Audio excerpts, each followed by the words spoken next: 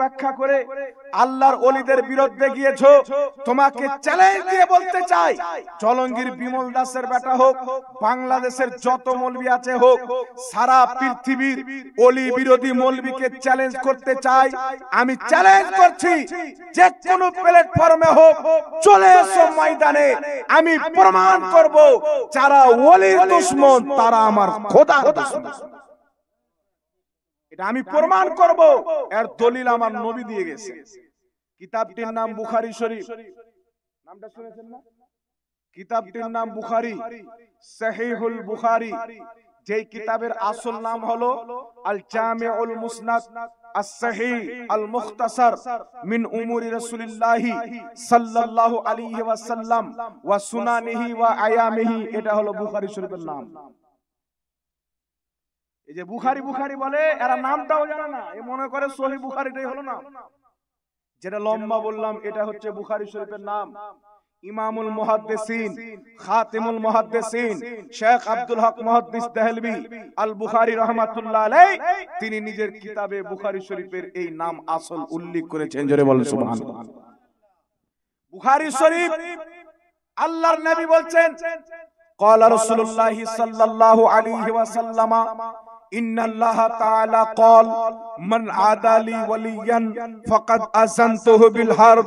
রাসূলে কায়নাত বলছেন, হাদিসটি বুখারী শরীফের মধ্যে। কিয়ামত তো আসতে পারে, কোন লা মাযহাবী, কোন ইহুদির নাম দেওয়া আহলে হাদিস এই হাদিসকে দুর্বল প্রমাণ করতে পারবে না, জাল প্রমাণ করতে পারবে না। বুখারী শরীফের টানাটান সহিহ হাদিস, রাসূলে পাক বলছেন, ইন্নাল্লাহা তাআলা ক্বাল, নিশ্চয়ই আল্লাহ পাক বলেছেন, মান আদালি ওয়ালিয়ান, যেই ব্যক্তি আমার ওলির সাথে দুশমনি রাখলো, বুগজ রাখলো, হাসাদ রাখলো, কিনা রাখলো, আমার ওলিকে মানলো না, আল্লাহ বলছেন ফাকাদ আযানতুহু বিল হারব, আমি আল্লাহ তার সাথে যুদ্ধ ঘোষণা করলাম। যে ওলিকে মানে না তার সাথে আল্লাহর যুদ্ধ, ওলির সাথে দুশমনি রাখে তার সাথে আল্লাহর যুদ্ধ, ওলিদের বুরাই করে তার সাথে আল্লাহর যুদ্ধ। এখন আপনারা বলেন যুদ্ধ কার সাথে হয়? বন্ধুর সাথে না শত্রুর সাথে? যুদ্ধ কার সাথে হয়? শত্রুর সাথে। তো শত্রুতা ওলির সাথে রাখলো, যুদ্ধ আল্লাহ ঘোষণা করছে। তো আমার আল্লাহ স্পষ্ট ভাবে কিয়ামতের সকাল পর্যন্ত জানিয়ে দিয়েছেন, যেই ব্যক্তি আমার ওলির দুশমন ওই ব্যক্তি আমি খোদার দুশমন। বলেন সুবহানাল্লাহ। এটাই বুখারী শরীফের মাতলাব। থাকে যদি কোনো মায়ের লাল এই হাদিসকে উল্টে দেখা, থাকে যদি কোনো মায়ের লাল তো এই হাদিসকে চেঞ্জ করে দেখা, কিয়ামত আসা সম্ভব হবে। এই জন্য আপনাকে বলতে চাই, যারা ওলি আউলিয়াকে মানে না, বলছে আমরা আল্লাহকে মানি, সহিহ হাদিস মানি, এ শয়তানের সাথে জাহান্নামে যাবে। হুজুর নামাজ পড়ে যে, নামাজ শয়তানের লিস্টে, রোজা শয়তানের লিস্টে, হজ শয়তানের লিস্টে। কারণ হজ করলে জান্নাতি হয়ে গেল, এটা স্মরণ করাটাই ভুল। হযরতে আলী রাদিয়াল্লাহু তাআলা আনহু হাজরে আসওয়াদ পাথরের সামনে দাঁড়িয়ে বলছেন, এই পাথর কিয়ামতের ময়দানে ঈমানদারের ঈমানের সাক্ষী দিবে, কাফিরদের কুফরির সাক্ষী দিবে। কোথায় বলছে? হাজরে আসওয়াদ, যেটাকে আমরা চুমার জন্য লালাইতো, নাকি বলেন বাবা? যেটাকে সবাই চুমুন দেওয়ার জন্য লালাইতো, জান্নাতি পাথর। হযরতে আলী বলছেন, এই পাথর কিয়ামতের ময়দানে ঈমানদারের ঈমানের সাক্ষী দিবে, কাফিরদের কুফরির সাক্ষী দিবে। তো আল্লাহ তোমার কাবা ঘরে কাফিরদের পরিবেশ নিষেধ, তো কাফির এখানে আসে না, তো তাদের কুফরের সাক্ষী কি করে দিবে? মক্কাতে কাফির পরিবেশ করতে পারে না হারামে, মসজিদে হারামে পরিবেশ করতে পারে না। মুসলমান তো যায়, এটা তো সবাই জানে, কিন্তু কাফির তো পরিবেশ করবে না। মুসলমান যায় তার ঈমানের সাক্ষী দিবে, কাফির যায় না, তো কুফরির সাক্ষী কি করে দিবে?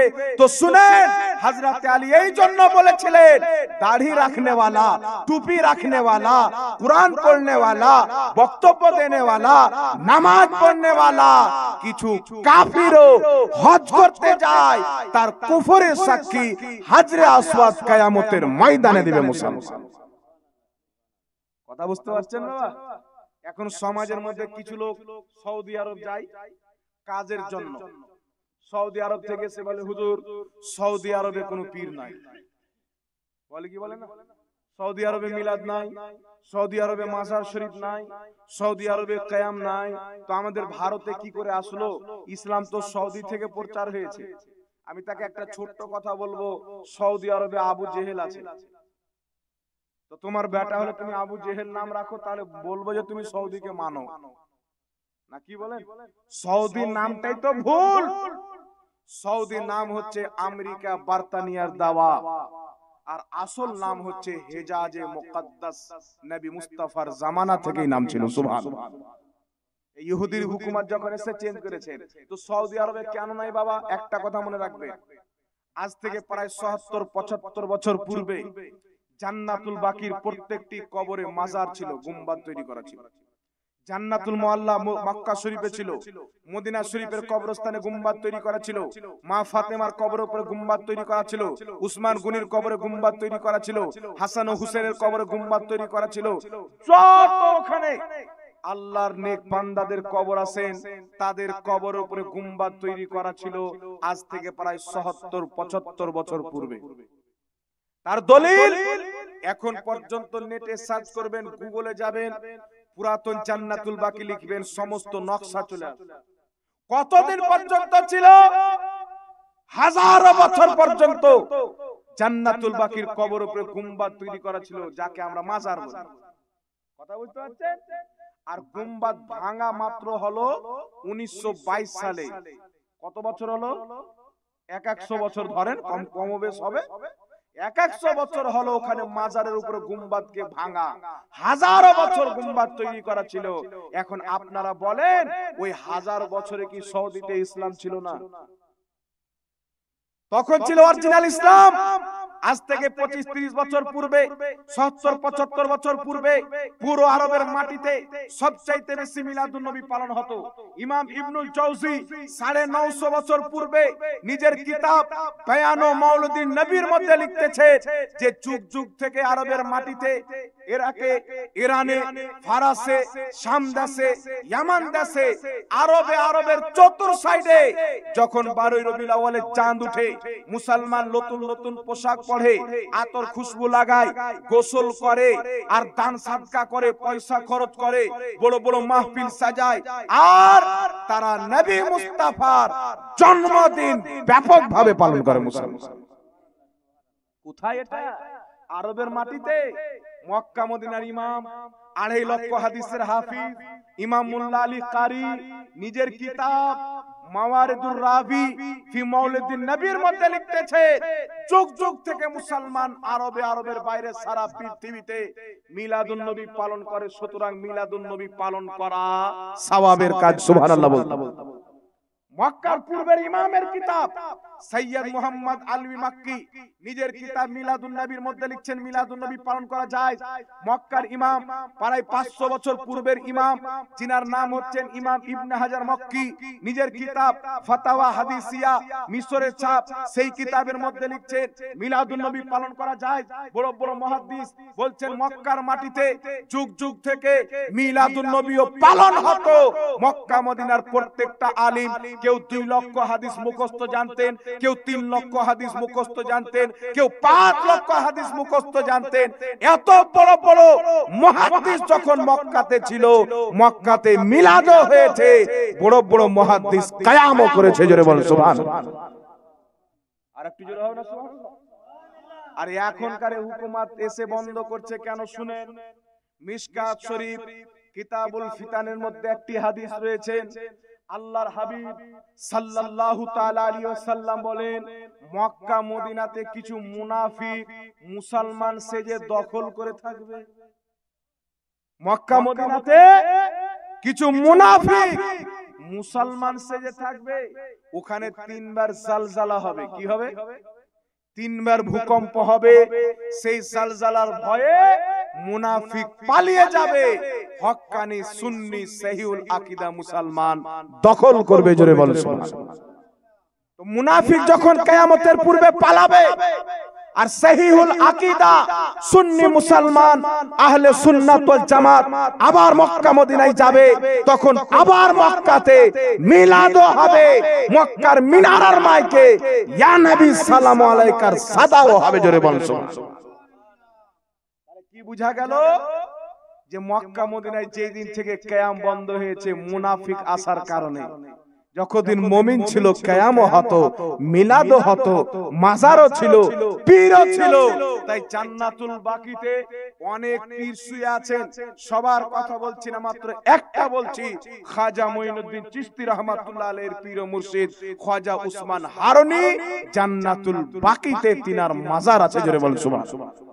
কবর কি মাজার বলা হয়, কথা বুঝতে পারছেন তো? কিছু লোক যদি বলে মক্কা মদিনাতে পীর নাই, হাজী ইমদাদুল্লাহ মুহাজির মাক্কি দেওবন্দ মাদ্রাসার প্রতিষ্ঠাতা কাসিম নানতাওয়ের পীর মক্কা মদিনার মাটিতে আছে, খাজা মঈনুদ্দিন চিশতির পীর মক্কা মদিনার মাটিতে, ইমাম মালিকের পীর মক্কা মদিনার মাটিতে, হাজারো পীর ওখানে দাফন আছে। বেটা তোমাকে জানতে দেয় না, সব মাজার ভেঙে দিয়েছে। কারণ মুনাফিক জানে যদি মাজার থেকে যায় পৃথিবীর মানুষের ঈমান নষ্ট করা যাবে না, ভেঙে এদের অন্তর থেকে আগে ওলির মহব্বত বের করো, তারপরে নবীর মহব্বত বের করবে, আর নবীর মহব্বত বেরিয়ে যাবে তো খোদার মহব্বত বেরিয়ে যাবে। এটা বহুত বড় ষড়যন্ত্র চলছে মুসলমান। তাই কোন ব্যক্তি যদি মহব্বতে পীরের দরবারে গিয়ে পীর সাহেবের হাতকে চুমুন দিয়ে দেয়, পাঁকে কদম বসি যাকে বলা হয়, পাঁকে চুমুন দিয়ে যায় কদম বসি, এই মুনাফিক আবু জেহেলের বাচ্চারা বলে দেখো শিরক করলো। বাংলাদেশে দাঁড়ি টুপিওয়ালা আবু জেহেলের বাচ্চাকে দেখছি, বাংলাদেশে একটা মৌলবি একটা মাদ্রাসায় ঢুকছে তো ছেলে পিলে পাও ধরে চুমুন দিচ্ছে, কদম বসি করছে। তো বাংলাদেশের কিছু দাঁড়ি টুপিওয়ালা শয়তান বলছে কদম বসি করা শিরক। বাংলাদেশে একটা মৌলবি আছে দেখবেন, ওর হাত চুম্বন দিতে আসছে তো বলছেন না আল্লাহ ছাড়া কারোর সামনে মাথা নত করবে না, শিরক হয়ে যাবে। মানে ওর হাত চুম্বন দিতে একটু মাথা নিচু হবে কি হবে না, বলছে শিরক হবে। আমি হুগলিতে এক জায়গায় প্রোগ্রামে গিয়েছি বাবা, তো আমাকে একটা বাচ্চা যুবক ছেলে খেতে দিচ্ছে, তো এইভাবে নাস্তা দিচ্ছে। তো আমি ওকে বললাম তোমার বুকে কিছু আটকে টাটকে আছে নাকি? বলছে না হুজুর, আপনাকে যদি এইভাবে খাবার দিতে আমাকে ঝুঁকতে হবে তো শিরক হয়ে যাবে। তোমার বউ তাহলে এইভাবে খাবার দেয় নাকি? তোমার মাকে জিজ্ঞাসা করিও তোমার বাপকে কিভাবে খাবার দিত, তোমার মা ঝুঁকে খাবার দিত, তো তোমার কথাও নিয়ে তোমার মা শিরক করেছে। আর কোন স্ত্রী যদি শিরক করে তো বিয়ে তালাক। ওই তালাক হওয়ার পর তুমি জন্ম নিয়েছো, তুমি তো হারামজাদা প্রমাণ হবে। তালাক হওয়ার পর বাচ্চা জন্মলে হালাল হবে না হারাম হবে বলেন? হবে না?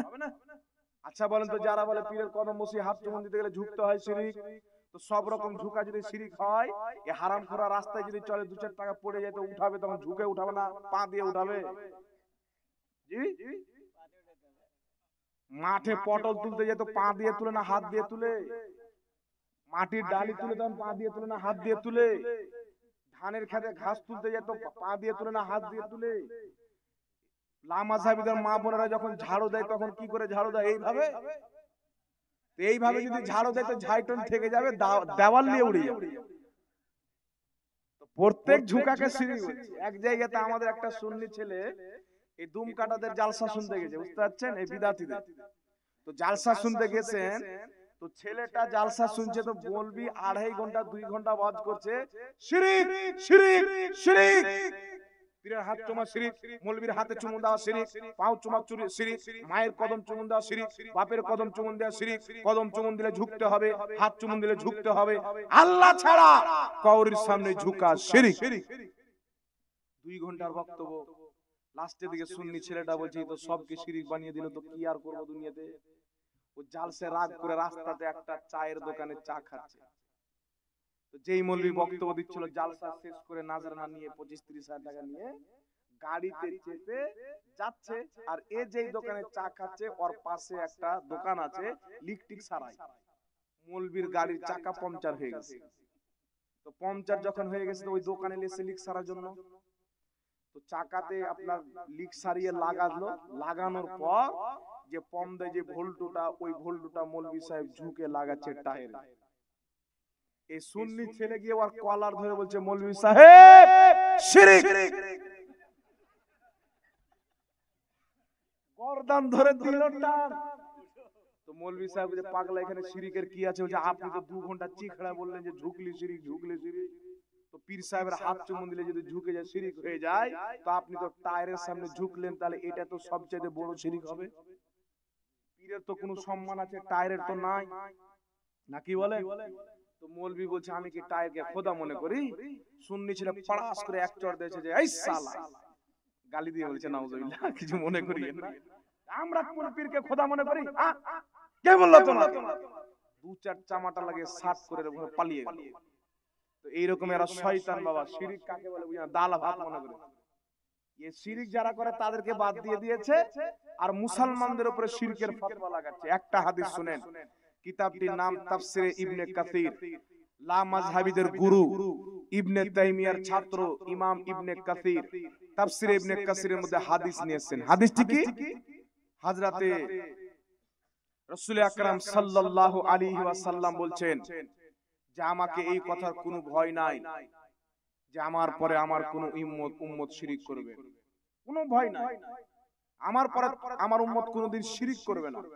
তবে আমাকে এই কথার ভয় আছে যে আমার পর আমার উম্মত দুনিয়াদার হয়ে যাবে। বুখারীতে হাদিসটি আছে।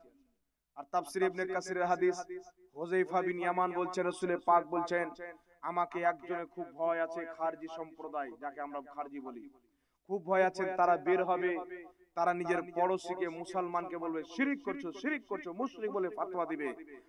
আর হযরতে হুযায়ফা বিন ইয়ামান বলছেন হুজুর সত্যি কি আপনার উম্মত শিরকে লিপ্ত হয়ে যাবে, যে তাদের উপরে শিরকের ফতোয়া দেওয়া হবে?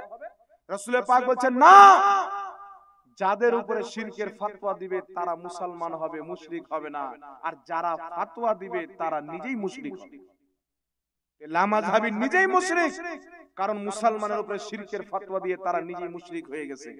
মুসলমানকে কাফির বলে তারা নিজেই কাফির হয়েছে। যতই লামাযহাবী আহলে সুন্নাত ওয়াল জামাতকে চার মাযহাব মান্যকারী মুসলমানদেরকে মুশরিক মনে করে, কাফির মনে করে, ওই সমস্ত লামাযহাবী নিজেই মুশরিক, নিজেই কাফির। আর এই ফতোয়া আমার আপনার নবী 1450 বছর পূর্বে দিয়েছেন। কত বছর পূর্বে? নবী বলছেন যাদের উপরে শিরকের ফতোয়া দিবে তারা হবে মুসলমান, যারা শিরকের ফতোয়া দিবে তারা নিজেই হবে মুশরিক। কথা বুঝছেন না? কেউ যদি মাজারে গিয়ে চুমুন দিয়ে দেয় তবুও বলছে শিরক। চুমুন দেওয়ার সাথে শিরকের সাথে কি সম্পর্ক হলো? যে মাথা ঝুঁকলো, যে তো মাথা ঝুঁকলি যদি শিরক হয়, সারা পৃথিবীর লামাযহাবী আমার সামনে বসে মায়ের দুধ পান করে থাকে, এক বাটা মুসলমান প্রমাণ করতে পারবে না, সবাই কোথাও না কোথাও মাথা ঝুঁকিয়েছে। না কি বলেন বাবা? যেই মৌলবি বলছে মাথা ঝুঁকালে শিরিক, ও বেটা স্টেজ থেকে নামছে তো চাপ্পাল পড়ছে তো মাথা ঝুঁকিয়ে, শিরিক হবে কি হবে না? এই জন্য বিরাদ ইসলাম এরা হচ্ছে জাহিল। ইসলাম যেটাকে শিরিক বলে এটাকে এরা শিরিক বলে না। এরা মুসলমান যেগুলো ভালো কাজ, মুস্তাহাব কাজ সাহাবা যেগুলো করেছেন এইগুলোকে এরা শিরিক বলে। এদের ফতোয়া অনুযায়ী আমার নবীও শিরিক করেছেন, সাহাবাও শিরিক করেছেন। জি, কি করে হতে পারে? জান্নাতুল বাকিতে বোর্ড চিপকানো আছে আউলিয়া আম্বিয়ার ওসিলা শিরক আকবার। নবী ওলির ওসিলা সবচেয়ে বড় শিরক, জান্নাতুল বাকিতে বোর্ড চিপকা আছে। অথচ মাজমাউজ জাওয়াইদের মধ্যে সহিহ হাদিস, যে হাদিসকে ইমাম হাকিম সহিহ বলেছেন, ইমাম ইবনে হিব্বান সহিহ বলেছেন, ইমাম সামহুদি খুলাসাতুল ওয়াফার মধ্যে সহিহ বলেছেন, আমার আপনার নবী হযরতে আলীর মাকে দাফন করার পর পূর্বের সমস্ত নবীর ওসিলা দিয়ে দোয়া করেছেন। মাজমাউজ জাওয়াইদের মধ্যে হাদিস উল্লেখ করে ইমাম হাইসামি সহিহ বলেছেন। তাবরানী মুজামুল সাগীর লিখ তাবরানীর মধ্যে হাদিস উল্লেখ করে ইমাম তাবরানী সহিহ বলেছেন, আল্লাহর নবীর সাহাবীগণ উসমান গনির জামানায় যখন কোনো কাজ সহজে হতো না, নবীর ওসিলা দিয়ে দোয়া করতেন, ওই কাজ আল্লাহ সহজই করে দিত। সুবহানাল্লাহ। আর এরা বলছে ওসিলা শিরক, মানে নবীও শিরক করেছেন, সাহাবাও শিরক করেছেন। তো এটা আল্লাহর নবীর এবং সাহাবার ইসলাম নয়, এটা ইহুদি এবং খ্রিস্টানের ইসলাম। আমেরিকা, ইসরায়েল, বার্তানিয়ার দেওয়া ইসলাম, যেটাকে বর্তমান জামানায় ওয়াহাবি মতবাদ বলা হয়, এই ইসলাম মুসলমানকে বদনাম করেছে। আগে জামানায় আমরা মোটরসাইকেল নিয়ে গিয়েছি, গাড়ি নিয়ে গিয়েছি, পুলিশ বলেছে দাঁড়াও, যেমনই মফলেট হটিয়েছি ঠান্ডার সময় দেখেছে দাঁড়িওয়ালা মৌলভী সাহেব, বলছে যাও। বড় এসপি বলছেন কে আছে, বলছে হুজুর মাওলানা সাহেব আছে, বলছে যেতে দাও, ওরা ধর্মের গুরু। আর এখন দাড়ি টুপিওয়ালা যদি দেখে নাই তো আগে বলে হুজুর আপনাদেরকে তো আগে চেক করতে হবে, টুপির নিচে বম তো নাই। এই মাইন্ড, এই যে একটা ঘৃণা সারা পৃথিবীর ব্রেনে কে দিয়েছে? ওয়াহাবি মতবাদের একজন গুরু ওসামা বিন লাদেন। আমেরিকার 4টা জাহাজকে হাইজ্যাক করেছিল। ওই জামানাতে আমেরিকায় সবচাইতে বড় বিল্ডিং ছিল, এখন যেমন বুর্জ খলিফা দুবাই আছে। আমেরিকার সবচাইতে বড় বিল্ডিং এ ওসামা বিন লাদেনের লোক সেই জাহাজকে স্পিডে ভরে হাজার হাজার আমেরিকি নাগরিককে সে কতল করেছিল, মার্ডার করেছিল। আর ওই সম্পূর্ণ ঘটনার মাস্টার মাইন্ড হচ্ছে ওসামা বিন লাদেন। ওই ওসামা বিন লাদেনকে পাকিস্তান থেকে তুলে নিয়ে গিয়ে তাকে গুলি করে মেরে সমুদ্রতে ফেলেছে, তার জানাজার নামাজ পর্যন্ত হয়নি। কে ছিল Osama bin Laden? Osama bin Laden ছিল পাক্কা আহলে হাদিস, লা মাযহাবি, ওয়াহাবি, আল কায়দার লোক। এই ওসামা বিন লাদেন এই ঘটনা করার পর আমেরিকা একটা বিশ্বের সুপার পাওয়ার দেশ, সবচাইতে শক্তিশালী দেশ, সারা পৃথিবীতে তার দাদাগিরি চলে। ওই আমেরিকার মিডিয়ারা প্রচার করতে লাগলো যে আমরা মনে করতাম মুহাম্মদ সাল্লাল্লাহু আলাইহি ওয়াসাল্লামের দ্বীন শান্তির ধর্ম, আজ বুঝতে পারলাম দাড়ি টুপিওয়ালা মুসলমানরা হচ্ছে আতঙ্কবাদ, ইসলাম হচ্ছে আতঙ্কবাদের ধর্ম। আজ ইসলামকে আতঙ্কবাদ বলা হয় ওয়াহাবি মতবাদের কারণে। মুসলমানদের দাড়ি টুপি দেখলে আতঙ্কবাদ বলা হয় ওয়াহাবি মতবাদের কারণে। আলিম উলামাকে বিদেশে সন্দেহ করা হয় ওয়াহাবি মতবাদের কারণে। ইসলামকে আতঙ্কবাদের উপাধি ওয়াহাবি দিয়েছে। মসজিদ মসজিদে দ্বন্দ্ব ওয়াহাবি লাগিয়েছে, মাদ্রাসায় দ্বন্দ্ব ওয়াহাবি লাগিয়েছে, মুসলমানদের মধ্যে বিভক্ত ওয়াহাবি করেছে। এই পৃথিবীর মাটিতে যখন ওয়াহাবি ছিল না, আল্লাহ পাকের নেক বান্দারা নিজের মহব্বতে, নিজের ক্যারেক্টার দ্বারাতে সারা পৃথিবীর মাটিতে ইসলাম প্রচার করেছে। ওয়াহাবি মতবাদ কি দিয়েছে? আজ মসজিদে হোক, পৃথিবীর যেখানে দ্বন্দ্ব হোক, আপনারা মনে করেন এরা মাজারের বিপক্ষে না, এরা মসজিদের বিপক্ষে। আজ থেকে কিছুদিন পূর্বে বাংলাদেশের মাটিতে একটা হক্কানি দরবার, যে দরবারটার নাম হচ্ছে মুর্শিদপুর দরবার শরীফ, খানকা শরীফ মুর্শিদপুর, সেই দরবারে একটা বিশাল বড় মসজিদ আছে, মানুষ নামাজ পড়ে, জুমার নামাজ হয়। এই আতঙ্কবাদ ওয়াহাবি ঘুষে সেই মসজিদে আগুন লাগিয়েছে, হাজার হাজার কোরআন পাকের কপি জ্বালিয়েছে, কত হাদিসের কিতাব আছে, সবকিছুকে তারা আগুন দিয়ে জ্বালিয়ে ওই দরবারের যত গরু ছাগল সব ছিল সব চুরি করে নিয়ে চলে গেছে। তাহলে বলেন, এরা যদি মুসলমান থাকতো কোরআন জ্বালাইতে পারতো? যদি বলেন পারতো? কোন হিন্দুর মন্দিরে যদি কোরআন থাকে, সেই কোরআনের সম্মান করা ফরজ। কোন পাদ্রী চার্চে যদি কোরআন থাকে, কোরআনের সম্মান করা ফরজ। আরে শুনেন, আল্লাহ পাকের নামের তাজিম করে হযরতে বিশরে হাফি দারুল ফ্যাক্টরির মালিক ছিলেন, আল্লাহর নামের সম্মান করেছিলেন। আল্লাহ পাক ওই বিশরে হাফিকে নিজের ওলি বানিয়েছিলেন। আর যে জাতি দাড়ি টুপি ছেড়ে তাফসীরুল কোরআন মাহফিল নাম দেয়, ওই মৌলবি গিয়ে কোরআন পাক মসজিদে জ্বালায়, আল্লাহর ঘর মসজিদে আগুন দেয়। আল্লাহর কসম খেয়ে বলি, এই পৃথিবীর মাটিতে আরএসএস পরে, আমেরিকা পরে, ইসরায়েল পরে, ইসলামের সবচাইতে বড় দুশমনের নাম হচ্ছে ওয়াহাবি মতবাদ। ওয়াহাবি মতবাদ। কারণ আপনার গ্রামের অন্য গ্রামের সাথে শত্রু যদি থাকে, ও হচ্ছে আপনার খুল্লাম খুল্লা শত্রু। কিন্তু আপনার বাড়িতে যদি আপনার দুশমন থাকে, ও সবচাইতে বেশি খতরনাক, সবচাইতে বেশি ডেঞ্জার। তো ইসলামিক ফেসে দাড়ি টুপি ছেড়ে ওয়াহাবি মতবাদের মৌলবি, এরা হচ্ছে ইসলামের সবচাইতে বড় দুশমন। এদের সাথে আগে লড়াই করতে হবে, নিজের সমাজকে বাঁচাতে হবে, জাতিকে বাঁচাতে হবে, এলাকাকে বাঁচাতে হবে। এদের চঙ্গলে যেই ব্যক্তি পড়ে যাবে, সবচাইতে বড় জাহান্নামে যাবে, কারণ এরা হচ্ছে মুনাফিক। জাহান্নামের 7টি তাবকার মধ্যে সবচাইতে বড় তাবকাতে যাবে মুনাফিক, যারা মুসলমান সেজে ইসলামকে ধোঁকা দেয়, মুসলমানদেরকে ধোঁকা দেয়। তারপরে তাবকাতে যাবে মুশরিক, যারা আল্লাহ পাকের সাথে কোন বস্তুর, কোন ব্যক্তির পূজা করে। আর এরা নাম দিয়েছে কি জানেন বাবা? একটু ধ্যান দিয়ে শুনেন। এরা নাম দিয়েছে কি, যে সুন্নিরা পীর পূজা করে। বলে কি বলে না? কোন ব্যক্তি যদি পীরকে সাজদা করে, কোন পীর যদি নিজেকে সাজদা করায়, আমি চ্যালেঞ্জ দিয়ে বলছি, ও কোনদিন সুন্নি নয়। সুন্নি হবে? ও কোনদিন সুন্নি নয়। আমরা হক্কানি পীরকে মানি, বাতিল পীরকে মানি না, ঠিক না বেঠিক? একটু জোরে বলেন, ঠিক না বেঠিক? হক্কানি পীরকে মানি, বাতিল পীরকে মানি না। আর যদি আল্লাহর নেক বান্দাদের, পীর ওলিদের সম্মান করা পূজা হয়, মানা যদি পূজা হয়, তো তোমরা তো তোমাদের বাপ মায়ের সম্মান করো, তাহলে ওটাও পূজা নাকি? তো সম্মান করাকে, মানাকে, মোহাব্বত করাকে যেই ব্যক্তি পূজা বলবে, ওর ঈমান থাকবে। একটু জোরে বলেন, ঈমান থাকবে। মাজার জিয়ারত করা নবীর সুন্নাত। এই ওয়াহাবি মতবাদ এসে মাজার জিয়ারত করাকে পূজা বানিয়ে দিয়েছে, মানুষ জিয়ারত করা পর্যন্ত ছেড়ে দিয়েছে।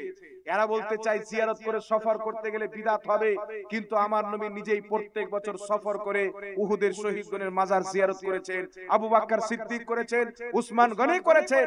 মুসান্নাফে আব্দুর রাজ্জাকের মধ্যে সহিহ হাদিস আছে, বলেন সুবহানাল্লাহ।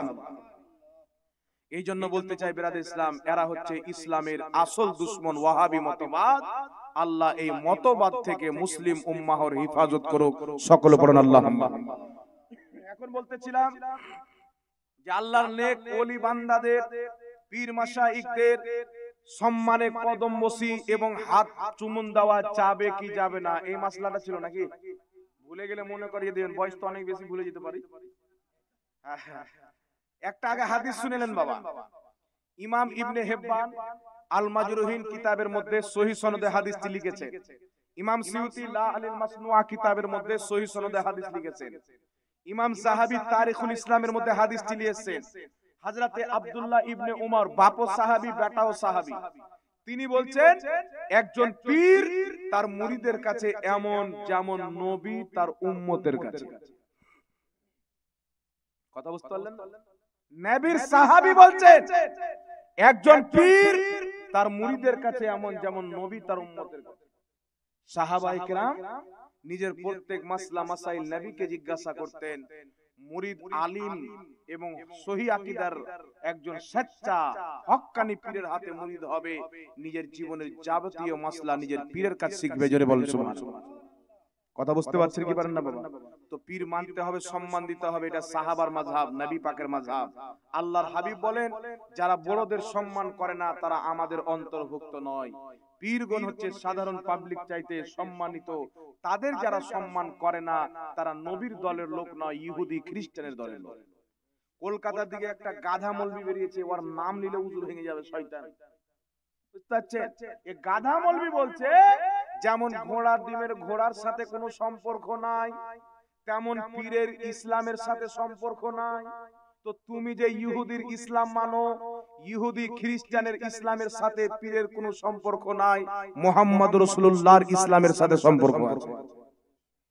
আর সমস্ত লামাযহাবী, বাংলাদেশ, ভারত, পাকিস্তানের লামাযহাবীকে বলবো আল্লাহর শুকরিয়া আদায় করো, ভারতের মাটিতে খাজা মঈনুদ্দিন চিশতির মতন পীর এসেছেন, নিজামউদ্দিন আউলিয়ার মতন পীর এসেছেন, দাতা আলী হুজুরির মতন পীর এসেছেন, হযরতে শাহ পরানের মতন পীর এসেছেন, হযরতে শাহ জালাল ইয়ামানী রাহমাতুল্লাহর মতন পীর এসেছেন। আল্লাহর শুকরিয়া আদায় করো। আল্লাহর কসম খেয়ে বলি, এই পীর যদি ভারতের মাটিতে না আসতো, সমস্ত লামাযহাবীর পিতা মাতা আত্মীয় স্বজন আসারামের দরবারে থাকতো, রাম রহিমের দরবারে মন্দিরের পূজা করত, মূর্তির পূজা করত। তোমাদেরকে পূজারী হওয়া থেকে বাঁচিয়েছেন, পীর বাঁচিয়েছেন। সুবহানাল্লাহ। আর আজকে বলছে পীর মানা যাবে না, আমেরিকা ইহুদির ইসলামে পীর মানা যাবে না, মুহাম্মদ রাসূলুল্লাহর ইসলামে হক্কানি পীর মানা যাবে। জোরে বলেন সুবহানাল্লাহ। হক্কানি পীর মানা হচ্ছে আসল ইসলাম, ভণ্ড পীরকে মানা হচ্ছে ভণ্ডামো। এই যত ভণ্ড পীর আছে তালাক দিতে হবে। যারা সচ্চা পীর, যারা আমল শরীয়ত মোতাবেক, প্রকাশ্যে কোনো গুনাহ করতে দেখেননি, দাড়ি কাটে না, 8টা 10টা আংটি পড়ে না, সেই ব্যক্তি শরীয়ত মোতাবেক চলে, তার আকীদা সুন্নি সহিহুল আকীদা, তার সিলসিলা নবী পর্যন্ত আছে, তাহলে এই রকম ব্যক্তি হচ্ছে হক্কানি পীর। সুবহানাল্লাহ। আল্লাহ পাক বুঝার তৌফিক দান করুন। সেই পীরের সম্মান করা যাবে কিনা আগে শুনে। লামাযহাবী বলে কি হাত চুমুন দিলে শিরক, কদম বসি করলে শিরক। আবু দাউদ শরীফের মধ্যে একটি হাদিস, রাসূলের কায়নাতের দরবারে যখন মা ফাতেমা আসতেন, মা ফাতেমাকে দেখে নবী দাঁড়িয়ে যেতেন। মা ফাতেমার নিকটে যখন রাসূলের পাক যেতেন, মা ফাতেমা দেখে দাঁড়িয়ে যেতেন, নবীর হাতকে চুমুন দিতেন। কে চুমুন দিতেন? মা ফাতেমা। 8 জন ইমাম হাদিসটিকে সহি বলেছেন। ইমাম নববী সহি বলেছেন, অসংখ্য ইমাম। আচ্ছা বলেন তো বাবা, হাত চুমুন দেওয়া যদি শিরক থাকে, মা ফাতেমা হাত চুমুন দিলেন, আমার নবী চুমালেন, তাহলে আমার নবীও শিরক করলেন, মা ফাতেমাও শিরক করলেন, নাউজুবিল্লাহ। তাহলে এই ওয়াহাবি কি নবীর ইসলাম মানে না ইহুদি খ্রিস্টানের ইসলাম মানে? আপনারা বিচার করেন। যেই কাজ নবী করেছেন, জান্নাত রানী মা ফাতেমা করেছেন, যেই কাজ নবী করিয়েছেন, ওই কাজ কোনোদিন শিরক হতে পারে না। ওই কাজটাই হচ্ছে ইসলামে সওয়াবের কাজ। জোরে বলেন সুবহানাল্লাহ। যদি এটা শিরক হতো তাহলে মা ফাতেমা জান্নাতের সর্দারনি হতেন না, কারণ শিরককারী কনফার্ম জাহান্নামী, এতে কোনো সন্দেহ নাই।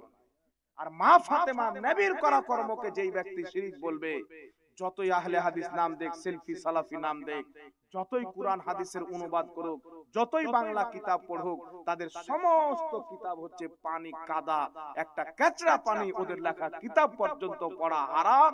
যারা নবীর কর্মকে শিরক বলবে, মা ফাতেমার কর্মকে শিরক বলবে।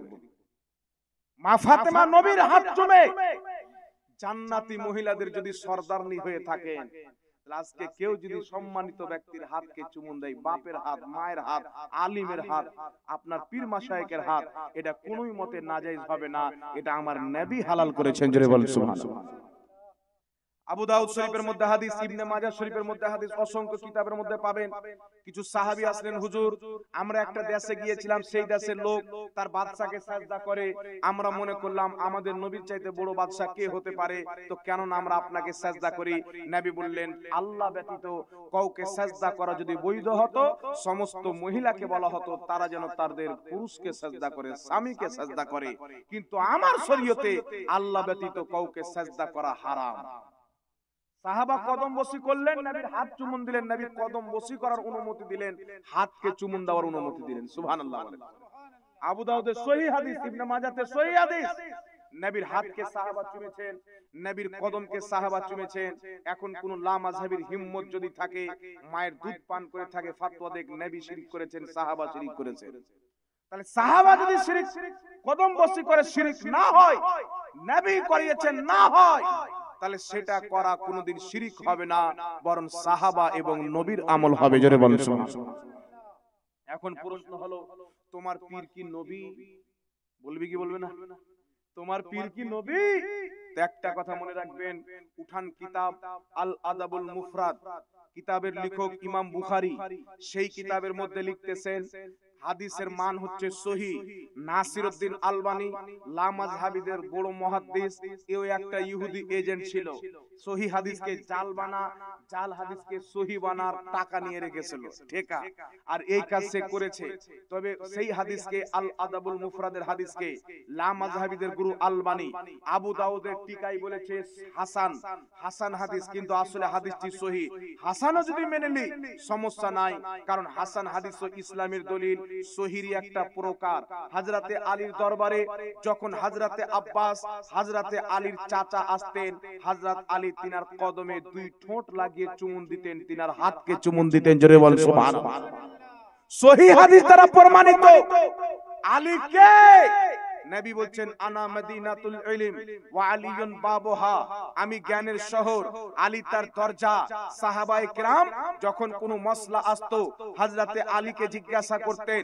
হযরতে আলীর ফজিলত আমি আর কি বয়ান করব, এত বড় আলিম ছিলেন, এত বড় আলিম ছিলেন, যাকে ইলমের শহরের দরজা আমার আপনার নবী বলেছেন। সেই আলীর সামনে, যেই আলী আহলে বাইত, সেই আলীর সামনে তিনার চাচা হযরতে আব্বাস এসেছেন, হযরত আলী কদম ধরে তিনার কদমকেও চুমুন দিয়েছেন, তিনার হাতকেও চুমুন দিয়েছেন। তাহলে বলেন তো, কোন লা মাযহাবী বলবে যে হযরত আলী শিরক করেছেন? এই হারামজাদা ওখানে গিয়ে চেঞ্জ হয়ে যাবে। এদের প্রত্যেকদিন শরীয়ত চেঞ্জ হয়।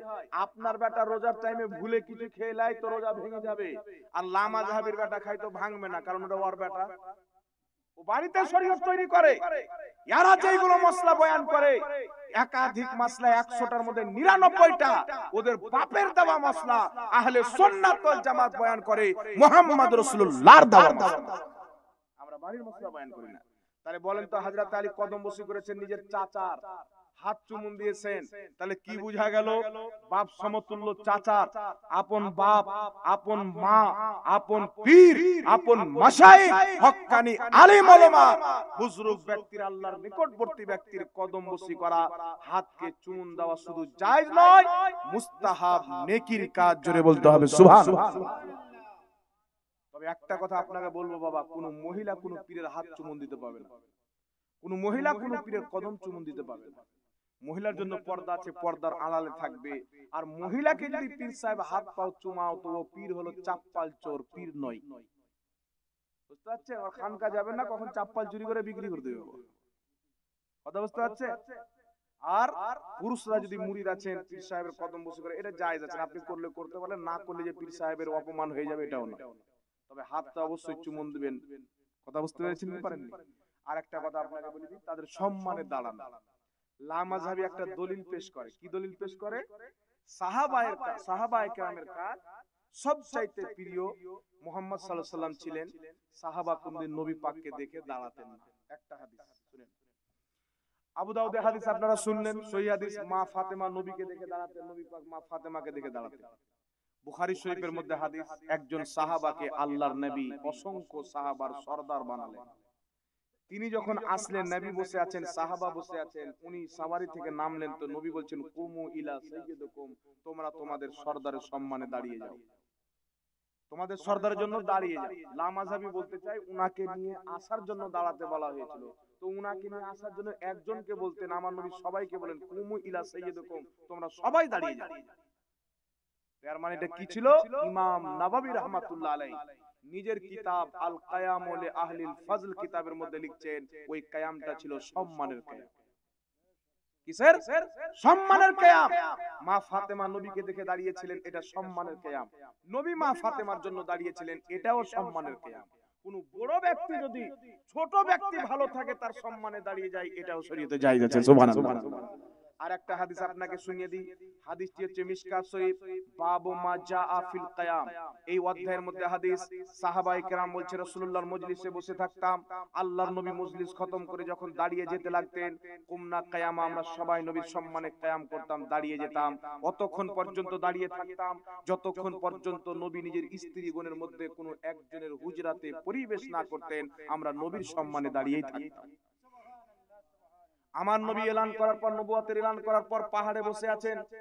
আবু লাহাব নবীর জন্য বাদদুয়া করেছেন, তোমার হাত যেন ধ্বংস হয়ে যায়, কিন্তু নবীর প্রতি বাদদুয়া করেছেন, আল্লাহ তারই হাত ধ্বংস করে দিয়েছেন, তাব্বাত ইয়াদা আবি লাহাবি ওয়া তাব। আমার নবী বসে আছেন, হযরতে আবু বকর বিজনেস থেকে এসেছেন, নবীর কাছে যাচ্ছেন, রাসূলুল্লাহর নিকটবর্তী যেমন হবে, আল্লাহর নবী আবু বকর সিদ্দিককে দেখে দাঁড়িয়ে গেছেন। সুবহানাল্লাহ। উম্মতের জন্য নবী দাঁড়িয়েছেন। আর এখন নবীর জন্য দাঁড়ালে ইবলিসের কিছু চাল আছে, বলতে চাই কিয়াম করা যাবে না, সম্মানে দাঁড়ানো যাবে না। তো অধিক প্রিয় সাহাবার কাছে নবী ছিলেন, কিন্তু নবী সম্মানে তিনারা দাঁড়াতেন না। একাধিক হাদিস নবীর সম্মানে দাঁড়িয়েছেন, নবী নিজেও সম্মানে দাঁড়িয়েছেন, সবটা হাদিস সহিহ। পালাস নবী সাহাবাকে এক অপরের সম্মানে দাঁড়াতে হুকুম করেছেন, বুখারীর হাদিস। তাহলে এখন ফয়সালা কি হবে? লা মাযহাবী ফয়সালা দিবে ওর বাপের হাদিস, দেওবন্দি ফয়সালা দিবে ওর বাবার হাদিস, তবলিগি ফতোয়া দিবে তবলিগির বাবার হাদিস, ফয়সালা দিবে মুহাদ্দিস যারা হাদিস লিখেছেন তারা ফয়সালা দিবে কিয়াম করা জায়েজ না না জায়েজ। তাদের ফয়সালাটা শুনবেন, এই জোরে বলেন শুনবেন। শোনার আগে একটি হাদিস আর শুনেন, রাসূল পাক বলছেন, মাজুসীদের মতো কিয়াম করিও না। ওয়াহাবি বলে মাজুসীদের মতো কিয়াম করতে নবী নিষেধ করেছেন, আর সুন্নিরা কিয়াম করে। আমি যদি কোনো ওয়াহাবিকে বলি কুকুরের মতন খেও না, এর মানে কি খাওয়া হারাম? আমি যদি কাউকে বলি কুকুরের মতন বসিও না, তাহলে কি বসা হারাম? কুকুর মুখ দিয়ে খায়, তোমরা ডাইরেক্ট মুখ দিয়ে খেও না, হাতে উঠিয়ে খাও, কিন্তু খাওয়া যায় আছে কি না? তো মাজুসীরা যে এইভাবে অভদ্রর মতন কিয়াম করতো, অভদ্রর মতন কিয়াম করা যাবে না। মুসলমান সাহাবা যেইভাবে কিয়াম করতো ওইভাবে কিয়াম করা যায়। সুবহানাল্লাহ। আর যেই হাদিস ওয়াহাবি পেশ করে তাদের প্রত্যেকটা হাদিসের খণ্ডন ইমাম নববী রাহমাতুল্লাহ আলাইহি আল কিয়াম ওয়া আহলিল ফজল কিতাবের মধ্যে দিয়ে প্রমাণ করেছেন, সম্মান অর্থে কিয়াম করা ইসলামে জায়েজ আছে। জোরে বলেন সুবহানাল্লাহ। ইমাম ইবনে হাজার আসকালানী রাহমাতুল্লাহ আলাইহি নিজের কিতাব বুখারী শরীফের শরহ ফাতহুল বারী, লা মাযহাবী, দেওবন্দি, নেকড়া ফেকড়া সবাই ওই কিতাবকে মানে। এই কিতাবের মধ্যে লিখতেছেন, এই হাদিসটিকে উল্লেখ করে বুখারীর একাধিক হাদিসকে উল্লেখ করে বলছেন, সম্মানিত ব্যক্তি, ন্যায়পরায়ণ বাদশা, সম্মানিত আলিমে দ্বীন, সম্মানিত পীর মাশায়েখ, সম্মানিত ব্যক্তির সম্মানে কায়াম করা, এটা হচ্ছে মুস্তাহাব। যারা করবে নেকি পাবে, সওয়াবের কাজ। জোরে বলেন সুবহানাল্লাহ। আর নবী বলেছেন তোমরা এক অপরের জন্য দাঁড়াও না, এটা হচ্ছে অহংকারীর কিয়াম। আমি এখানে আসলাম, কেউ যদি না দাঁড়াতেন, আমি যদি রাগ করতাম যে কেন আপনারা দাঁড়ালেন না, আমি এত বড় বক্তা আসলাম, তো এই অহংকারীর কিয়াম হচ্ছে হারাম। কথা বুঝতে পেরেছে? আর এই দাজ্জাল কানার বেটা বলছে এমনি সম্মান দাঁড়াটাও হারাম। ইমাম ইবনে হাজার আসকালানী বলছেন ফাতুল বারীর মধ্যে সম্মানতে কিয়াম করা মুস্তাহাব। ইমাম বাইহাকি বক্তব্য উল্লেখ করেছেন ফাতুল বারীর মধ্যে, ইমাম বাইহাকি পর্যন্ত বলেছেন কিয়াম করা যায়।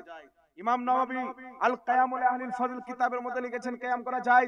ইমাম মুল্লা আলী কারি নিজের কিতাব মিরকাতের মধ্যে লিখছেন আল কিয়ামু আলা ওয়াজহিল বিররি ওয়াল ইকরামি জায়েজুন, সম্মান অর্থে কিয়াম করা যায়। ইমাম হালবি রাহমাতুল্লাহ আলাইহি সিরাতে হালবিয়ার মধ্যে লিখেছেন কিয়াম করা যায়। যদি নাম বলতে লাগি 100 জনের চাইতে বেশি ইমাম চলে আসবে যারা কিয়াম করেছেন, কিয়াম করাকে জায়েজ বলেছেন। জোরে বলতে হবে সুবহানাল্লাহ। এই জন্য বাবা তাদের সম্মান অর্থে দাঁড়ানোও যায়, তাদের হাত চুমুন দেওয়া যায়, কদম বসি করাও যায়। কথা বুঝতে পেরেছেন বাবা? আল্লাহ পাক বুঝার তৌফিক দান করুন। কয়েকটি ফাতওয়া মাসলা আছে, এর উত্তর দিয়ে আমি শেষ করে দিচ্ছি। কথা বললাম হযরত, একটা বেজে গেল। নবীকে জিকে যারা মাটি বলে তাদের জায়গা কোথায়? প্রথম প্রশ্ন দেখেন বিরাদর ইসলাম, ও নবী পাককে মাটি বলুক কাদা বলুক সেটা তার বিষয়। প্রশ্ন হচ্ছে নবী পাক সাল্লাল্লাহু আলাইহি সাল্লামকে আমরা নূর বলি কারণ আল্লাহ পাক কোরআন পাকে নূর বলেছেন। নবী পাককে আমরা মানুষ মানি কারণ আল্লাহ পাক কোরআন পাকে নবী পাককে মানুষ বলেছেন। কথা বুঝতে পারছেন? নবী পাক সাল্লাল্লাহু আলাইহি সাল্লাম নূরের তৈরি। আজকে যে লামাযহাবী ছিটপিটিয়ে বাড়ায়, একে যত হাদিস দেন এর দলিল মানবে না। তবে এদেরকে বলো তোমরা যখন হাদিসের দলিল মানবে না তো নিজের বাপের কিতাবটা পড়ো। লামাযহাবীদের গুরু তাদের আব্বা ওয়াহিদুজ্জামান নিজের কিতাব হাদিয়াতুল মাহদির মধ্যে লিখেছে আল্লাহ সর্বপ্রথম নবীর নূর তৈরি করেছেন। সমস্ত দেওবন্দি তবলিগীদের রুহানি বাপ আশরাফ আলী থানভী নিজের কিতাব নাসরুত্তিবের মধ্যে লিখেছেন আল্লাহ সর্বপ্রথম আপন নূরের ফাইজে নবী মুস্তাফার নূর তৈরি করেছেন। সুবহানাল্লাহ। তারা একটা দলিল দেয় কি জানেন? তারা বলতে চায় আল্লাহ তাবারাক ওয়া তাআলা সর্বপ্রথম কলম তৈরি করলেন। নবী বলেছেন আল্লাহ প্রথম কলম তৈরি করলেন। বুঝা গেল প্রথম কলম তৈরি। কিন্তু এই কানার বেটা বলবে না যে কলম তৈরি করলেন তারপরে কি আছে হাদিসে? আল্লাহ কলম তৈরি করে বললেন এই কলম তুমি লেখো। কলম বলছেন কি লিখবো? আল্লাহ বলছেন যা কিছু তোমার পূর্বে সৃষ্টি করেছি, যা কিছু তোমার পরে সৃষ্টি করেছি। তাহলে কি বুঝা গেল? কলমেরও পূর্বে কিছু সৃষ্টি হয়েছিল, ওটাই হচ্ছে নূরে মুহাম্মাদি। জোরে বলেন সুবহানাল্লাহ। ইসলামী কি হাদিস পড়েন, হাকিম আল মুস্তাদরাকের মধ্যে সাহিহ সিত্তার মধ্যে অসংখ্য হাদিস পাবেন। আল্লাহ কোন জায়গায় বলেছেন আমি প্রথম পানি তৈরি করেছি, প্রথম আরশ তৈরি করেছি, কোথাও বলেছেন প্রথম আকল তৈরি করেছি, কোথায় বলেছেন প্রথম কলম তৈরি করেছি। একাধিক হাদিস পাবেন। কিন্তু কোনটাকে আমরা প্রথম মানবো? ইমাম ইবনে হাজার আসকালানী রাহমাতুল্লাহ আলাইহি বলছেন, তিনার বক্তব্য ইমাম মুল্লা আলী কারি মিশকাতের মধ্যে উল্লেখ করেছেন, মিশকাতে সারা মিরকাতের মধ্যে তিনারা বলছেন আল্লাহ প্রথম কলম তৈরি করেছেন, আকল তৈরি করেছেন, পানি আরশ তৈরি করেছেন। বিভিন্ন রকমের মতনৈক্য রয়েছেন রিওয়ায়াতের মধ্যে। তবে সহিহ হলো, বিশুদ্ধ হলো আল্লাহ পাক সর্বপ্রথম মুহাম্মদ রাসূলুল্লাহ নূর তৈরি করেছেন। সুবহানাল্লাহ। তারপরে চলে আসেন বড় পীর আব্দুল কাদের জিলানী, গৌসে জিলা, শাহে জিলা, গৌসে আজম রাদিয়াল্লাহু তাআলা আনহু। যে গৌসে আজম 1 লক্ষ লাই 2 লক্ষ লাই কয়েক লাখ হাদিস তিনি সনদ সহ মুখস্থ জানতেন। কুরআন পাকের বিশুদ্ধ তাফসীর লিখেছেন তাফসীরে জিলানী। একাধিক কিতাবের লেখক, নিজের জামানার সবচাইতে বড় মুহাদ্দিস, সবচাইতে বড় ফকিহ গৌসে আজম নিজের কিতাব সিররুল আসরার ওয়া মাজহারুল আনওয়ারের মধ্যে লিখছেন ইন্না আউওয়াল মা খালাকাল্লাহুল কলম ওয়া আউওয়াল মা খালাকাল্লাহুল আকল ওয়া আউওয়াল মা খালাকাল্লাহু নূরি। নিশ্চয় আল্লাহ সর্বপ্রথম কলম তৈরি করেছেন, আকল তৈরি করেছেন, নবীর নূর তৈরি করেছেন। এই সমস্ত প্রথম নিয়ে বিভ্রান্তি হওয়ার কোনো দরকার নাই। এই সমস্ত জিনিসের হাকিকত হচ্ছে নূরে মুহাম্মাদি। আল্লাহ প্রথম নবীর নূর তৈরি করেছেন, সেই নূরে লৌহ কলম তৈরি করেছেন। সুবহানাল্লাহ। তাফসীরে ইবনে আবি হাতিমের মধ্যে আল্লাহ যে নুন এবং কলমের কসম খেয়েছেন, এই আয়াতের ব্যাখ্যায় আব্দুল্লাহ ইবনে উমর থেকে ইমাম ইবনে হাতিম হাদিস নিয়েছেন সনদ সহ। হযরতে আব্দুল্লাহ ইবনে আব্বাস থেকে, হযরত আব্দুল্লাহ ইবনে আব্বাস বলেন এই আয়াতের তাফসিরে হাদিস থেকে নিয়েছেন হযরতে আব্দুল্লাহ ইবনে আব্বাস বলছেন, মহান রব্বুল আলামিন সর্বপ্রথম রাসূলে কায়নাত সাল্লাল্লাহু আলাইহি ওয়াসাল্লামের যে নূরকে তৈরি করেছেন, কলমের ব্যাপারে, আকলের ব্যাপারে, লৌহে মাহফুজের ব্যাপারে আব্দুল্লাহ ইবনে আব্বাস বলছেন আল্লাহ কলম তৈরি করেছেন নূর দিয়ে, আকল তৈরি করেছেন নূর দিয়ে, লৌহ তৈরি করেছেন নূর দিয়ে, আর ওই নূরটাকে নূর হচ্ছে নূরে মুহাম্মাদি। জোরে বলেন সুবহানাল্লাহ। অসংখ্য দলিল আছে এই নূরের ব্যাপারে, যদি ওয়াজ করি বাবা 3-4 ঘন্টা লেগে যাবে, তবে আওয়াজের অবস্থা ভালো নাই, খুব বেশি বলতে পারবো না। কয়েকটি দলিল আপনাকে দিয়ে দিচ্ছি যে 1000 বছর পূর্বের মুহাদ্দিস নিজের কিতাবে নবীকে নূর লিখেছেন, 500 বছর 700 বছর পূর্বের মুহাদ্দিস নবীকে নূর লিখেছেন, লামাযহাবীদের গুরু নবীকে নূর লিখেছেন, দেওবন্দীদের গুরু নবীকে নূর লিখেছেন। আজকে যে দেওবন্দি ওয়াহাবী মৌলবীরা বলেন নবী মাটি নূর নয়, ওদের বাপ দাদা সবাই নিজের কিতাবে আমার আপনার নবীকে নূর লিখেছেন। জোরে বলতে হবে সুবহানাল্লাহ। এরা না মানব, এদের বাপ দাদা মেনে রেখেছে। কথা বলতে পারছেন না? আর এরা মানুষকে এখন শিখা যাচ্ছে, কিছু দেখবেন এলাকায় নামাজি বেরিয়েছে, এমন করে ট্যাং মেলবে মনে হচ্ছে ওর বাপের জমি ধরতেছে। বুঝতে পারছেন? মানে উবারা হয়ে গেছে হিন্দুস্তান। মোদি বলছেন যে যত পারবে জমি ধরে নাও, যে যতটুকু ধরবে ওটুকু তার। মসজিদে সে এমন করে ট্যাং মেলছে যেমন কুকুর দাঁড়ায় ওইভাবে নামাজ পড়তে যাচ্ছে, ট্যাংকে ছিতরে দিল। এর মধ্যে কোনো ভদ্রতা নাই, নিয়ম আছে একটা সব জিনিসে, আছে না নাই বাবা? পরশুদিন বাবা, কালকে দিনের বেলা পা করে একটা বাহাসের শর্তনামা লিখতে গিয়েছিলাম। আমি একবার চ্যালেঞ্জ করেছিলাম 2 বছর পূর্বে, বুকের উপরে হাত বানার কেউ যদি সহি মারফু হাদিস দেখাতে পারে তাকে 10 লক্ষ টাকা পুরস্কার দেবো। এখন আমার চ্যালেঞ্জ আছে, কেউ হিম্মত থাকলে বিমল দাসের বেটা হোক বাবার 14 গোষ্ঠী বাংলাদেশ থেকে উঠিয়ে নিয়ে আসুন, কিয়ামত আসবে একটা বুকের উপরে হাত বানার সহি হাদিস দেখাতে পারবে না। কথা বুঝতে পারছেন কি পারেন না বাবা? তো চ্যালেঞ্জ করেছিলাম। তারপরে আমার পরে আমার একজন ভাই মুনাজির আহলে সুন্নাত, খুব ভালো বড় লেভেলের আলিম, মুফতি আবু বকর মিসবাহি, কলকাতা মাটিয়া বুরুজের শাইখুল হাদিস, আবু দাউদ শরীফ পড়ায়, তিরমিজি বড় বড় কিতাব পড়ায়, ভালো আলিম। সে চ্যালেঞ্জ করেছিলেন এই হাদিস কেউ যদি প্রমাণ করতে পারে বুকের উপরে হাত বানাটাই সহি এবং রাজে, তাহলে তাকে 2 লক্ষ টাকা পুরস্কার দেবো। একটা পিচকা ছাইলা, ওই আমাদের ছাত্রর চাইতেও ছোট, আর চাইতে বড় বড় হাজারটা আমাদের ছাত্র আছে। তো এই চ্যালেঞ্জ অ্যাকসেপ্ট মানে খুব কুদ্ধে বাড়াতো, দেখছি আবল তাবল বলছে।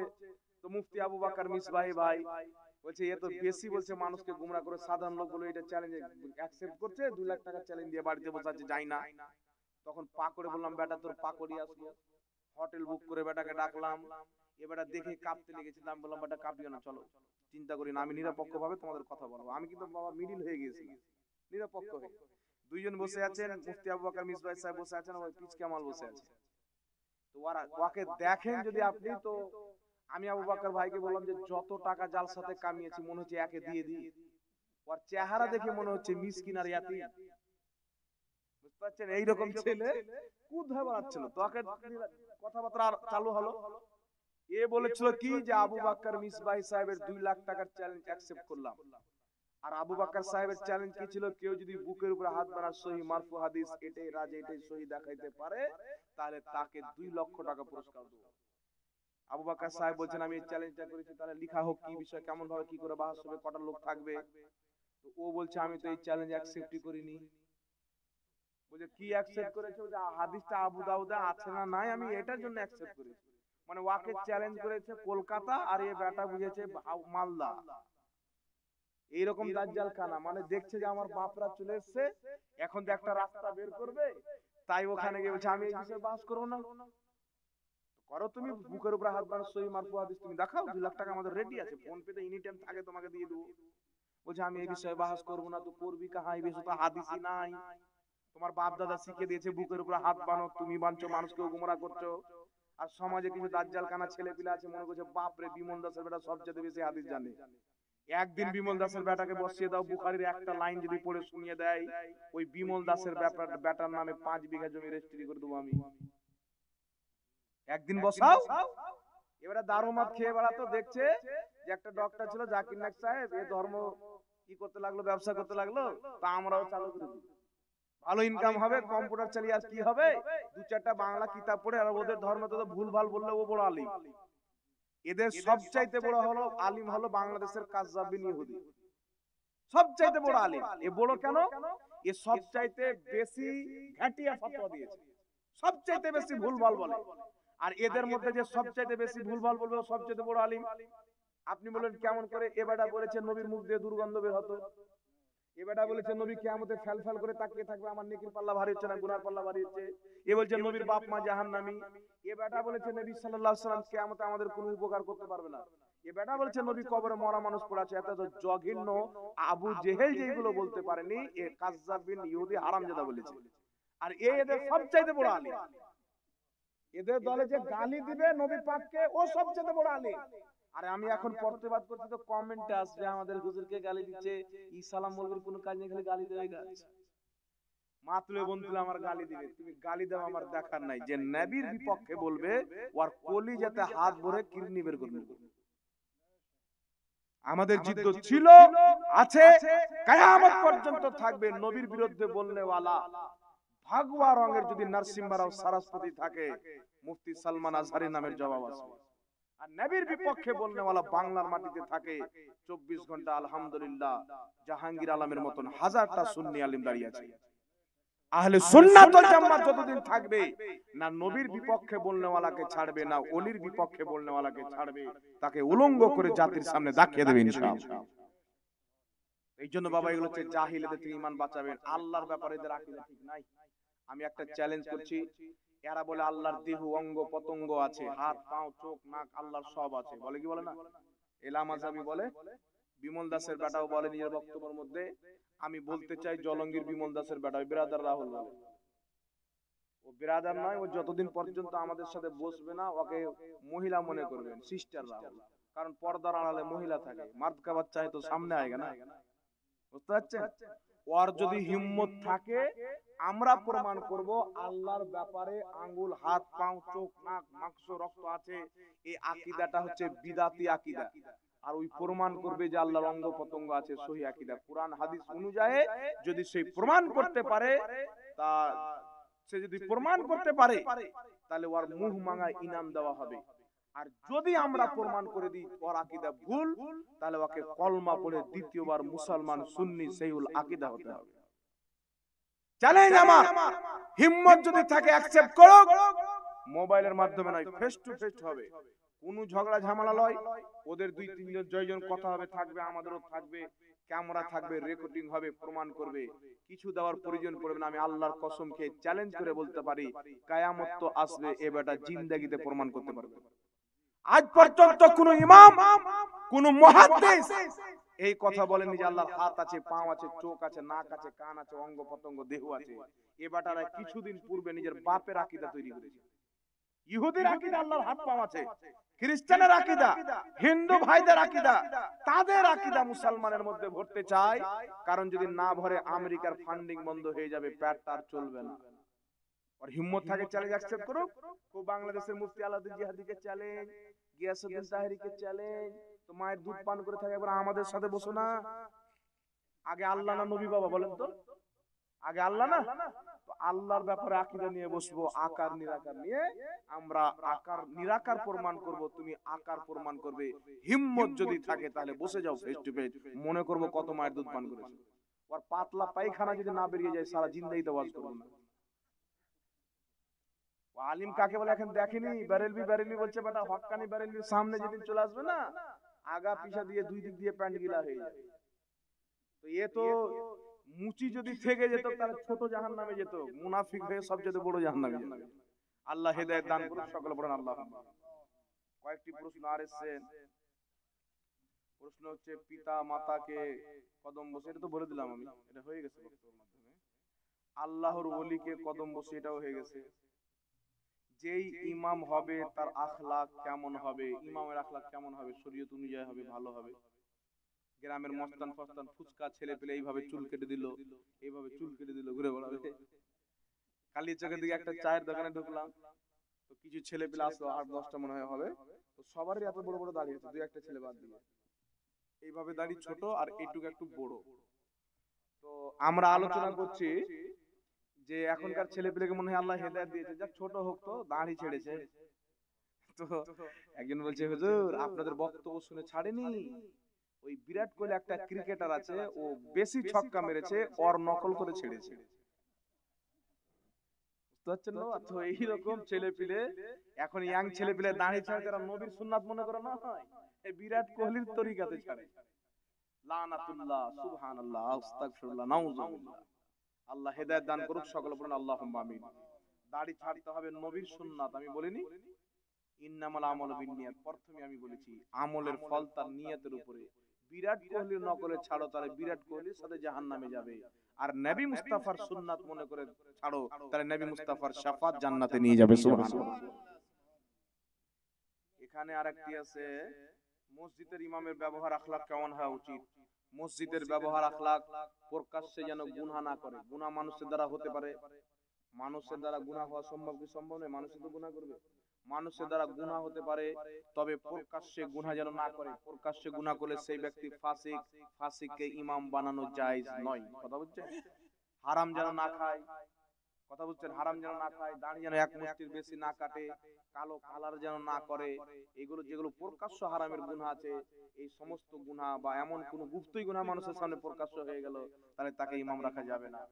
ইমাম সাহেবের ব্যবহার হবে একজন আলিমে দ্বীনের মতো, সুন্নাত মোতাবিক হবে। মসজিদে গিয়ে জামাত শেষ করলাম, তারপরে কেউ মসজিদে নামাজ পড়লে যদি তাকবীর লাগবে কি? তাকবীর দিতে পারে। এটা কি আছে আপনার লেখার মধ্যে কোনো ভুল ত্রুটি? ভুল কেন লিখবেন? ঠিকই লিখেছেন, আপনার জানার বিষয় আছে, তাই এবার ভুলের কি আছে? তো যাক, অনেক বললাম বাবা, রাত্রি অনেক হয়ে গেল, আর অল্প মানুষ আছেন। যাক, এখানে চ্যানেল ওয়ালারা এসেছেন, আপনারা হয়তো এখানে অনেক অল্প মানুষ শুনলেন, তবু এত রাত্রে এত লোক বসে আছেন, এটাই আলহামদুলিল্লাহ। আমি তো ভাবছিলাম যে আমাকে পাগলার মতন নন স্টপ বক্তার মতন বকাবে, তো আপনারা কিছু লোক আছেন, তবু মোটামুটি 2 ঘন্টার কাছাকাছি বক্তব্য বলে দিলাম। এডিও যদি না থাকতেন তাহলে আমি তো ভয় খেয়ে নিয়েছিলাম। আমার ড্রাইভার গিয়ে বলছে হুজুর শেষ কেন? আমরা আসলাম তখন 2-4টা 15টা লোক দেখলাম, এখন 2-4টা 15টা আছে। যাক, আমি এসে দেখলাম আলহামদুলিল্লাহ ভালোই আছেন। আল্লাহ পাক সকলকে কবুল করুক, সকলে বলুন আল্লাহুম্মা আমিন। আমরা কুরবানি জবাই করি, কুরবানি যাকে দিয়ে করি তাকে কোনো মানে এখানে লিখেছেন যে আমরা কুরবানি যাকে দিয়ে জবাই করি, মাংস টাংস করাই, তাকে তার বদলে মাংস দেওয়াটা যাবে কি যাবে না, এটা এখানে প্রশ্ন আছে। আপনি কুরবানি করলেন, ইমাম সাহেব জবাই করে, বা আপনি নিজেই জবাই করলেন, নিজের কুরবানি নিজেই জবাই করবেন, বেশি ভালো। কিছু লোক অনেক জায়গাতে আছে, বসে আছে, ইমাম সাহেব আসবে তিনি জবাই করবে, কুরবানি দিলেন না। মুসলমান কত পাক্কা মুসলমান, বুঝতে পারছেন? আল্লাহ বলেছেন ইকরা, পড়ো। নবীকেও পড়তে বলেছেন, সারা জাহানকেও পড়তে বলেছেন কি বলেননি? তো আমাদের মুসলমান এমন যে বছরে একদিন কুরবানি দিবে, ওই কুরবানি নিজে দিতে জানেন না। ইমাম সাহেব রাস্তা থেকে আছেন, আসবে তো কুরবানি দিবেন, আসবেন তো কুরবানি দিবেন। তো ইমাম সাহেব কুরবানি দিলেন, কুরবানি দেওয়ার কারণে ওকে মাংস দিচ্ছি এইভাবে নয়। ইমাম সাহেব আছেন, খুশিতে দিচ্ছি, জায়েজ আছে। দুটা লোক কোথাও থেকে নিয়ে আসলেন, চামড়া আপনার নামালো, খাল খালালো, গোশ করে দিল, তার বদলাতে তাকে 4 কেজি মাংস দেবো, কুরবানির মাংস ভাগ থেকে না, এটা জায়েজ নয়, এটা বৈধ নয়। কি করতে হবে আপনাকে? খুশি মনে আপনি যাকে পারেন দেন, মুসলিমকে, অমুসলিমকে দেওয়া যাবে না। ওয়াহাবি দেওবন্দি করে মাংস দিলে কুরবানি হয়, মাংস দেওয়া জায়েজ হবে না। মাংস মুসলমান সুন্নি সহিহুল আকীদার বাড়িতে দিবেন। যে কাটতে আসলো মুসলমান ভাই আছে, খুশি মনে ওর বাড়ি পাঠাবেন, আলাদা ব্যাপার, কিন্তু কাটার বদলাতে মাংস দেওয়া যাবে না। আপনি তাকে টাকা দিতে পারেন, কথা বুঝছেন, যে তুমি আমার কেটে দিলে টাকা নিলাম, মাংস নয়। আর যদি কেউ দিয়ে থাকেন তাহলে তওবা করবেন, ভবিষ্যতে দিবেন না। যাক, অনেক আলোচনা করলাম। আমি আয়াতে কারিমা পাঠ করেছিলাম, ইন্নাদ দীনা ইনদাল্লাহিল ইসলাম, আল্লাহর নিকটে মনোনীত ধর্ম ইসলাম। আল্লাহর ওলিয়া উলিয়া বান্দাকে যদি বাদ দেওয়া যায়, তাহলে ইসলাম আমাদের পরিপূর্ণ হতে পারে না। এই জন্য আল্লাহকে মানেন, রাসূলুল্লাহকে মানেন, আল্লাহ রাসূল যাদেরকে মানতে বলেছেন তাদেরকে মানেন। সাহাবাকে, আহলে বাইতকে, ইমামকে, মুজতাহিদকে, মুহাদ্দিসকে, আলিমকে, হাফিজকে, কারীকে, পীরকে, ওলিকে, সবাইকে মানেন। আল্লাহ পাক বুঝার তৌফিক দান করুন। ওয়া আখিরুদ দাওয়ানা আনিল হামদুলিল্লাহি রাব্বিল আলামিন। টাকা পরে গুনবেন, সালাতু সালাম পড়ুন, সালাতু সালাম পড়ুন। ইয়া নবী या रसूल सलाम अलैका, या हबीब सलाम अलैका, सलावातुल्लाह अलैका। ऐ मेरे मौला के प्यारे, नूर की आंखों के तारे, अब किसे सैयद पुकारे, हम तुम्हारे तुम हमारे। या नबी सलाम अलैका, या रसूल सलाम अलैका, या हबीब